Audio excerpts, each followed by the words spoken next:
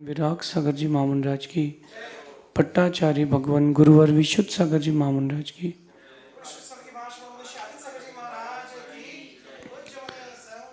यहाँ हम सभी अपने जीवन में सुख और गुणों की अभिवृद्धि के लिए नीति के विषयों का श्रवण कर रहे हैं। नीतिकार हमें हमारे जीवन को उन्नत और सत्य बनाने के लिए कोई ना कोई सूत्र जरूर देते हैं। जीवन में अनेक प्रकार की विषमताएं, अनेक प्रकार के दिन आते हैं, लेकिन सहयोग और सहयोगी उन विषमताओं को क्षमता में बदल देते हैं। जब बुरे दिन आते हैं तो सहयोग की बड़ी अपेक्षा रहती है। हमेशा ध्यान रखना, दूसरों का सहयोग करना कभी मत भूलना, और विषमता हो कोई सहयोग करे तो स्वीकार लेना। अगर विषमताओं में कोई आपका सहयोग करे तो हमें स्वीकार लेना चाहिए, चलो कोई बात नहीं। आज रक्षाबंधन का पावन पर्व है और मैं आज आप सबको एक संदेश देना चाहता हूं कि जैन ग्रंथों में एक लाइन, एक पंक्ति, एक सूत्र आया है, जीवाणम रक्षणम धम्मो। जीवों की रक्षा करना धर्म है। अगर आप किसी जीव की रक्षा नहीं कर पा रहे हो, अपने आप को अभी आप इंसान मत मानना। अभी अपने आप को इंसान मत मानना। इंसान वही है जो मानवता से जुड़ा हुआ है। इंसान वही है जिसके अंदर इंसानियत है। जिसके अंदर इंसानियत नहीं है उसको इंसान कैसे कह सकते? माना कि आप लोगों ने शक्कर चीनी खाई, मिश्री खाई और मीठी ना लगे तो मिश्री किस बात की? आप श्रीनगर गए, जम्मू कश्मीर गए, लद्दाख गए और वहां गर्मी लग रही है, तो ठंडी प्लेस में जाने का मतलब क्या रहा? आप रक्षा करें, दूसरों की रक्षा करें, ये इंसानियत है। क्योंकि इंसान बहुत हैं, अभी वर्तमान में इंसान बहुत हैं, इंसानियत बहुत कम लोगों के अंदर है। ये रक्षाबंधन का पर्व केवल भाई बहन के प्रेम तक सीमित नहीं है। ये रक्षाबंधन का पर्व केवल भाई बहन को और राखी बांध दे, बहन भाई को राखी बांध दे, यहां तक सीमित नहीं है। ये जो रक्षाबंधन पर्व है, इसे वात्सल्य पर्व कहते हैं। और ये ऐसा वात्सल्य पर्व है जब प्राणी मात्र की रक्षा करता है। ये नहीं देखा जाता उस समय कि ये कौन सी जाति का है, ये इसका नाम क्या है, ये क्या करता है, क्या नहीं करता है। रक्षाबंधन पर्व रक्षा का पर्व है। आज के दिन पति अपनी पत्नी को राखी बांधे, पति अपनी पत्नी को राखी बांधे, पत्नी अपने पति को बांधे, सास बहू को बांधे, बहू सास को बांधे। सबको एक दूसरे को रक्षा सूत्र बांधना चाहिए कि हम प्रतिज्ञा लेते हैं कि जब जीवन में कोई विषमता आएगी तो मैं आपकी रक्षा करूंगा। तुम्हारे जीवन में कोई विषमता आएगी तो मैं रक्षा करूंगा। मेरे जीवन में कोई विषमता आएगी तो तुमको प्राणपन से मेरी रक्षा करना। ये आज का पर्व है, ये रक्षाबंधन पर्व है। लेकिन आप लोगों ने इस रक्षाबंधन पर्व को कहाँ ले लिया? बस बहन भाई को राखी बांध दे, एक रूमाल सर पर रख दे, एक नारियल दे दे, तिलक लगा दे, आरती उतार दे, एक छोटी सी मिठाई का पीस दे दे, इसके बाद एक लिफाफा और मिल जाए, हो गया रक्षाबंधन। हो गया रक्षाबंधन? नहीं, इसके लिए रक्षाबंधन नहीं। रक्षाबंधन का पर्व परस्पर में सबके लिए है। मैं अन्य दर्शन की बात नहीं करता हूं, मैं जैन दर्शन की बात करता हूं। आज जब अकंपनाचार्य आदि 700 मुनियों के ऊपर उपसर्ग हुआ, तब श्रावकों ने प्रतिज्ञा ली कि हम मुनियों की रक्षा करेंगे और परस्पर में एक दूसरे की रक्षा करेंगे, धर्म की रक्षा करेंगे। ये उस समय की प्रतिज्ञा थी। आप लोगों ने इस पर्व को बहुत छोटा कर दिया और मुझे आज बड़े दुख के साथ कहना पड़ रहा है कि व्हाट्सएप और वो जो छोटे छोटे एप्लीकेशन है जो फ्री डिलीवरीज करते हैं, फ्री होम डिलीवरी करते हैं अथवा चार्ज लेकर डिलीवरी करते हैं, ऐसे चीजों ने चीजें बिगाड़ दी। आजकल भाई ने बहन को, बहन ने भाई को व्हाट्सएप में कॉल किया, हाँ भैया हैप्पी रक्षाबंधन, भैया हैप्पी रक्षाबंधन, बस हो गया रक्षाबंधन। भैया मैंने तुम्हारे लिए राखी भेज दी कोरियर से, मिठाई तुम खरीद के खा लेना, हो गया रक्षाबंधन। पहले त्योहार होते थे, मंदिर भरे रहते थे, 1 मिनट के लिए खाली नहीं होता था मंदिर त्योहारों में। अब तो पता ही नहीं चलता, क्योंकि बाजार भी खाली और लोगों के दिल भी खाली।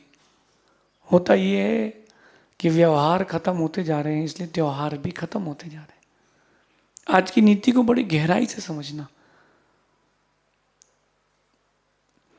अपनी रक्षा के साथ साथ दूसरों की रक्षा भी सीखें। आप अपनी रक्षा के साथ साथ दूसरे जीवों की रक्षा भी सीखें। दूसरों की रक्षा करना आपका कर्तव्य है, अपनी रक्षा करना आपका अधिकार है। बड़ा दुख होता है जब बाजार में कहीं देखते हैं कि मछली बिक रही है, कट रही है, निशब्द पशु पक्षी जो बेचारे एक शब्द नहीं बोल पा रहे, उनको पिंजरे में बांध के रखा जाता है, टुकड़े करके खाया जाता है। ऐसे ये नहीं लगता, मुझे नहीं लगता कि भारतीय संस्कृति है। नीति तो बहुत दूर की बात है। अपनी रक्षा के साथ साथ दूसरों की रक्षा भी सीखें। और विशेष बात है, धर्म और गुरुओं की रक्षा को प्रधानता दें। मेरी बात समझना, अपनी रक्षा आपको करना है, अपनों की भी रक्षा करना है, जो आपके आसपास लोग हैं उनकी भी रक्षा करो, लेकिन प्रायोरिटी किसको देना है? धर्म को और गुरुओं की रक्षा को प्रायोरिटी देना है। आप रहो नहीं रहो ज्यादा फर्क नहीं पड़ेगा दुनिया में, लेकिन धर्म रहेगा तो लाखों करोड़ों को प्रभावित करेगा। गुरुजन रहेंगे तो लाखों करोड़ों अरबों लोगों को धर्म की बात बताएंगे।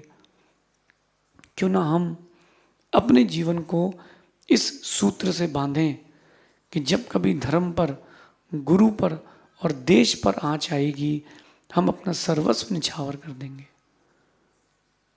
कई लोग सोचते हैं कि महाराज जी आप होकर के देश की बातें कर रहे हो, अपन तो आध्यात्मिक साधु पुरुष हैं, देश से क्या लेना देना। नहीं, देश नहीं रहेगा तो धर्म कैसे रहेगा? 1 मिनट के लिए सोचिए, जो बॉर्डर पर खड़े हैं सैनिक भाई हमारे, जो बॉर्डर पर खड़े हैं, उनकी बहन राखी बांधने उनको वहां तक जा रही है। इतनी विषमताएं रहती हैं कि कई बार तो बेचारे फील्ड पर ही बैठे रहते हैं। उनको कहाँ रक्षाबंधन का त्योहार मिल रहा है, कहाँ वो रक्षाबंधन का त्योहार मना पाते हैं? वो आपके देश की रक्षा ही नहीं कर रहे, वो आपकी रक्षा नहीं कर रहे, वो आप लोगों के धर्म की भी रक्षा कर रहे। एक धन्यवाद उनको भेजना आज रक्षाबंधन के दिन कि आप नहीं होते तो आज हमारा देश, धर्म, हम कुछ भी ना बचते। बहुत सारे देश ऐसे हैं जिनके पास बॉर्डर ही नहीं है, दूसरे देश के लोग उस पर कब्जा कर रहे हैं पैदल घुस करके। समझो आप बहुत सेफ हो, अपनी रक्षा करो, देश की भी रक्षा करो, धर्म की भी रक्षा करो, लेकिन देश, धर्म और गुरुओं की रक्षा की प्रधानता देना। पीछे मत हटना। जिंदगी आज कल पूरी होती हो, आज पूरी हो जाए, लेकिन जब गुरुओं की रक्षा, धर्म की रक्षा की बात आए, देश की रक्षा की बात आए, तब वक्त मत देखना, पैसा मत देखना, जिंदगी मत देखना, सबसे पहले रक्षा करना। मैं आपको एक दृष्टांत देता हूं सच्ची रक्षाबंधन का। एक बच्चा, 15 साल 20 साल पुरानी कथा है। एक बच्चा दिगंबर मुनि के साथ विहार कर रहा है और महाराज तो नीचे देख के चल रहे थे।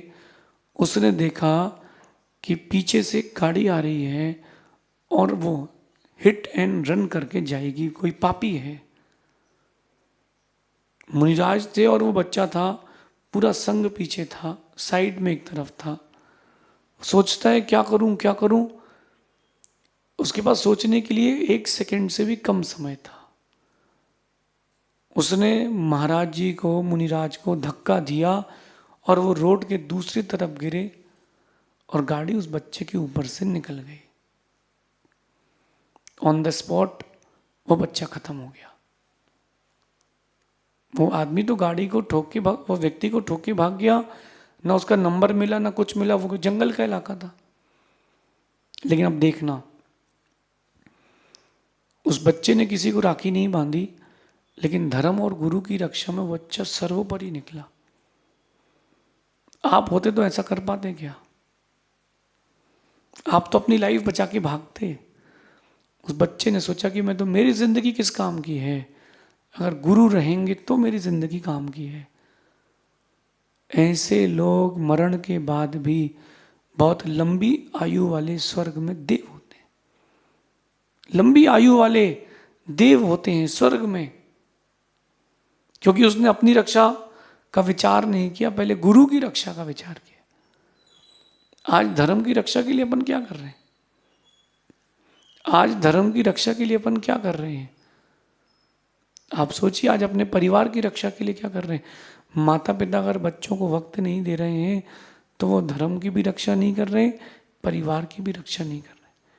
केवल एक धागा बांध देना और रात को ईचिंग हो तो खोल देना, ये रक्षाबंधन नहीं है।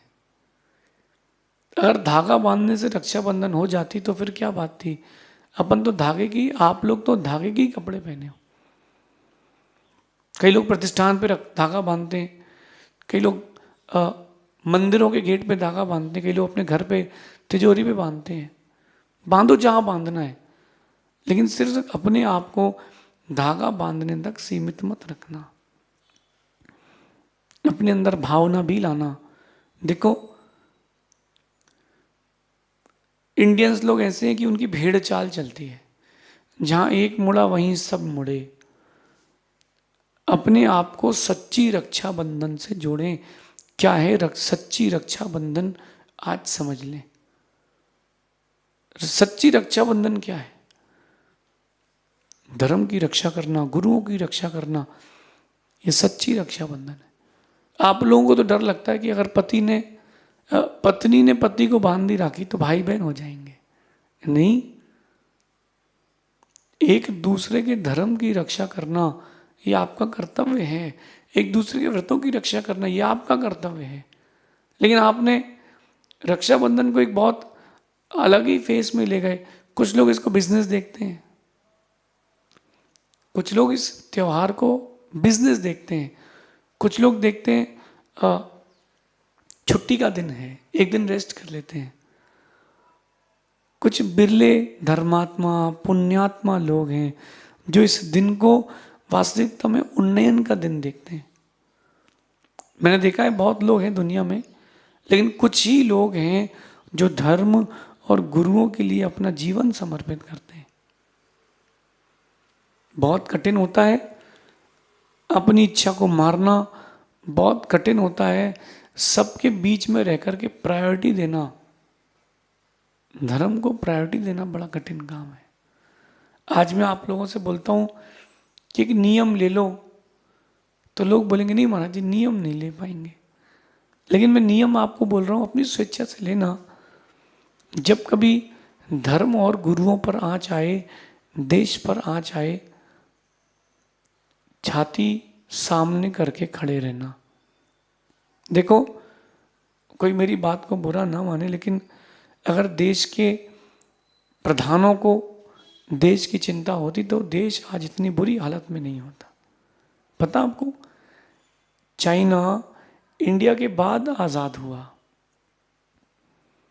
चाइना इंडिया के बाद आज़ाद हुआ, लेकिन आज चाइना इंडिया से 100 साल आगे है।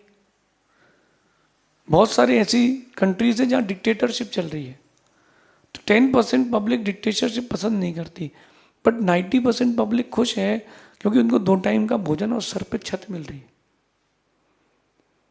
अगर आप देश की रक्षा भी चाहते हो तो आपको एक अच्छा व्यक्तित्व चुन के लाना पड़ेगा। धर्म के नाम पर देश को मत बांटो, ये रक्षाबंधन नहीं है।